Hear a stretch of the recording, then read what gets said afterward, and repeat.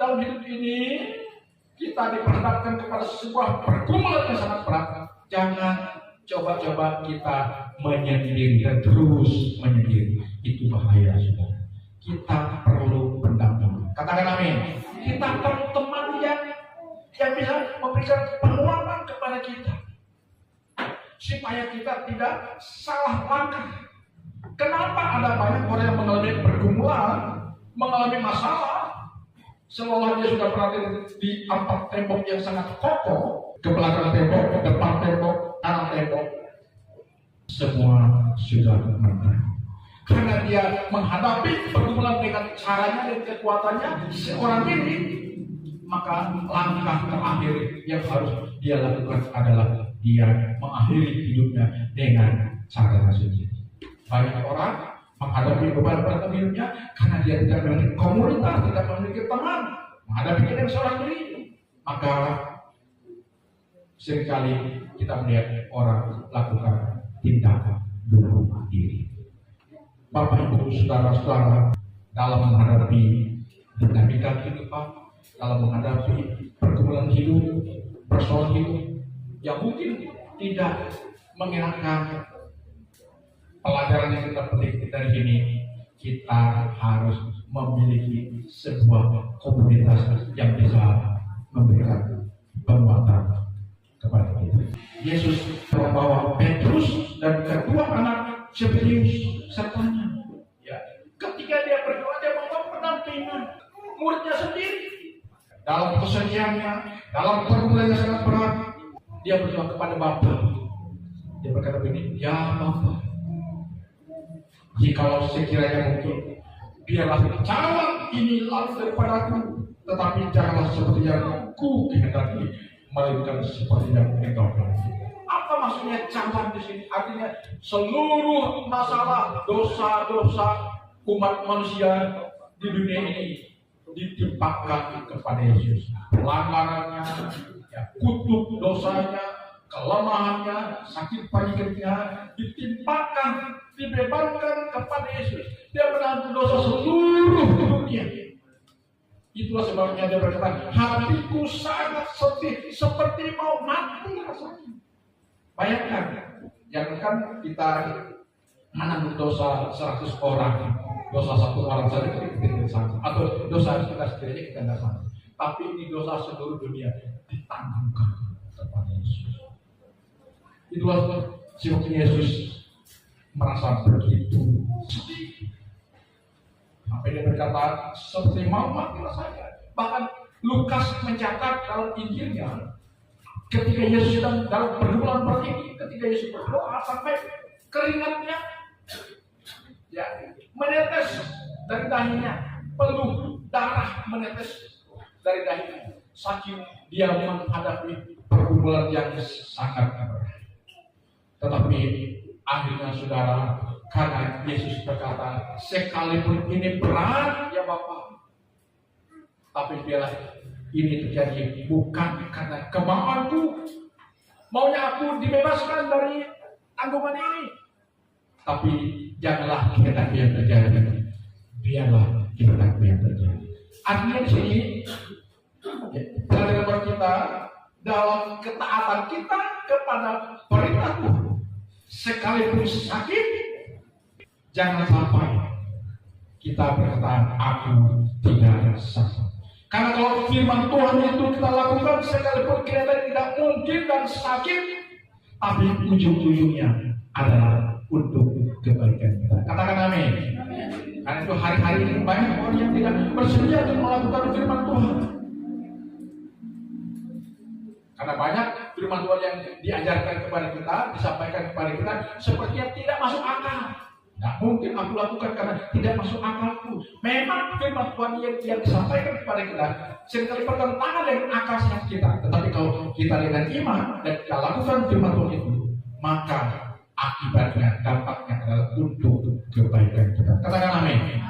Tadi Yesus ketika dia mengatakan biarlah kehendakmu yang terjadi, maka kita hari-hari ini merasakan, menikmati karya nyata dari penebusan Yesus di kayu salib, karena dia sudah menang dalam pertarungan rohani di taman Getsemani di Bukit Zaitun. Jadi Bapak Ibu saudara-saudara yang saya kasih di Tuhan, saya ulangi lagi pelajaran yang kita belajar ini. Andai kata kita menghadapi persoalan masalah dalam hidup, seolah-olah masalah itu tidak akan ada jalan keluarnya. Percayalah, jika kita mendoakan ke atas, yaitu kepada Yesus, maka seperti apapun persoalan kita, niscaya akan ada jalan. Kan Yesus berkata, akulah jalan. Ya. Tidak ada masalah yang tidak ada jalan keluarnya. Makanya kalau kita beli kunci, selalu ada anak pembukaan, saudara. Anak kunci pembukaan. Yang kedua, Yesus berkata di sana, berdoalah supaya kamu jangan jatuh ke dalam pencobaan, sebab roh memang perlu, tetapi daging lemah.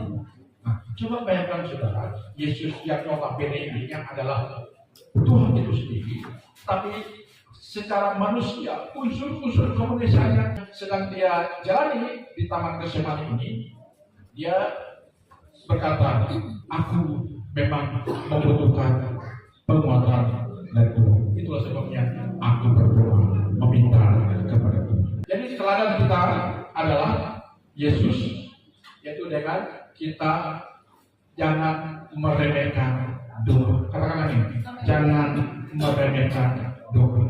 Saya selalu mengajarkan kepada kita doa yang simpel, doa yang tidak bertele-tele.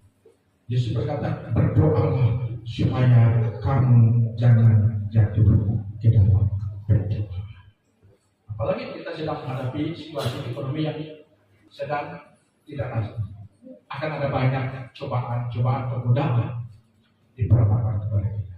Kalau kita tidak berdoa memohon tuntunan Tuhan, mohon hikmat Tuhan, kita akan terjerumus di dalam percobaan yang merontokkan iman kita, yang akan membawa kita undur lari dari Tuhan.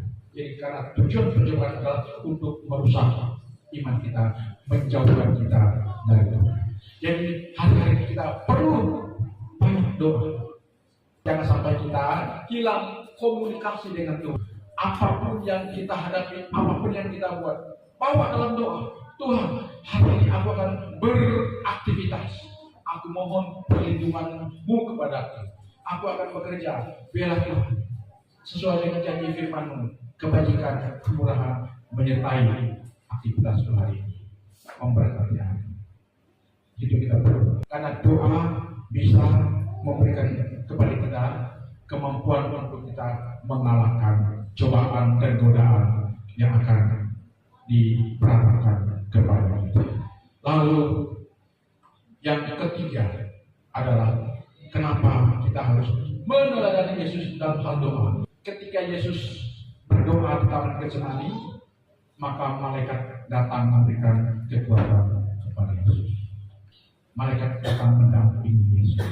Jadi saya percaya ketika kita berdoa, maka Tuhan pasti akan mengirim pendamping sebagai penunjukan atau malaikat kepada kita. Karena itu saya ingin mengajak kita hari ini untuk mau menyiapkan waktu kita barang sedikit setiap hari untuk kita berdoa kepada Tuhan. Karena kalau kita tidak berdoa, kita rentan terhadap godaan dan cobaan dunia. Kalau kita tidak berdoa, kita akan gampang lemah. Kita tidak memiliki kekuatan ilahi kalau kita tidak berdoa. Dan kalau kita tidak berdoa, kita tidak mendapatkan proteksi ilahi. Kita rentan, saudara. Katakan, kita rentan kalau kita tidak berdoa. Karena itu saya ingin mengingatkan kita supaya dalam pertarungan hidup yang sedang kita hadapi ini, dalam ketidakpastian dunia ini, jika kita berdoa, berarti kita melibatkan Tuhan dalam seluruh aspek hidup kita. Percayalah, hidup yang kita jalani ini bukan lagi dengan cara kita, bukan lagi dengan kemampuan kita, Bukan lagi dengan hikmat kita, tapi ada Tuhan yang berkarya di dalam diri kita. Ada pemberdayaan Tuhan di dalam diri kita yang memampukan kita untuk kita mengelola, untuk kita menjalani hidup ini. Sekalipun mungkin dunia, orang-orang yang ada di sekitar kita pada tergeletak, tapi kita tetap tegar. Katakan amin. Karena kita sudah ada kuasa pemberdayaan dan Tuhan kepada kita. Ini yang harus kita kejar menghadapi situasi dunia yang tidak pasti ini. Mari dekatkan diri kita kepada Tuhan dengan kita menyatakan hidup kita kepada Sang Kuasa yang tidak ada tadi, yaitu Tuhan kita Yesus Kristus. Haleluya. Tuhan Yesus memberkati. Mari kita berdoa.